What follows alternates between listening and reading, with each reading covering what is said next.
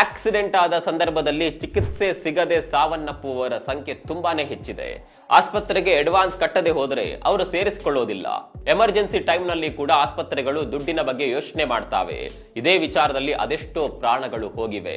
ಆದರೆ ಇನ್ನು ಮುಂದೆ ಅಪಘಾತಗಳ ಚಿಕಿತ್ಸಾ ವೆಚ್ಚವನ್ನ ಸರ್ಕಾರವೇ ಭರಿಸಲಿದೆ. ಕೇಂದ್ರ ರಸ್ತೆ ಮತ್ತು ಹೆದ್ದಾರಿ ಸಚಿವ ನಿತಿನ್ ಗಡ್ಕರಿ ನಗದು ರಹಿತ ಚಿಕಿತ್ಸಾ ಯೋಜನೆಯನ್ನ ಘೋಷಣೆ ಮಾಡಿದ್ದಾರೆ. ಅಪಘಾತ ಸಂಭವಿಸಿದ 24 ಗಂಟೆಯೊಳಗೆ ಪೊಲೀಸರಿಗೆ ಮಾಹಿತಿ ನೀಡಿದರೆ 1.5 ಲಕ್ಷ ರೂಪಾಯಿವರೆಗಿನ ಸಂಪೂರ್ಣ ಚಿಕಿತ್ಸಾ ವೆಚ್ಚವನ್ನ ಸರ್ಕಾರವೇ ಭರಿಸಲಿದೆ. ಈ ಯೋಜನೆಯು ಯಾವುದೇ ವರ್ಗದ ರಸ್ತೆ ಅಪಘಾತಗಳಿಗೆ ಅನ್ವಯಿಸಲಿದೆ. ಇನ್ನು ಹಿಟ್ ಅಂಡ್ ರನ್ ಪ್ರಕರಣಗಳಲ್ಲೂ ಸಂತ್ರಸ್ತ ಕುಟುಂಬಕ್ಕೆ 2 ಲಕ್ಷ ರೂಪಾಯಿವರೆಗೆ ಗರಿಷ್ಠ ಪರಿಹಾರ ಸಿಗಲಿದೆ.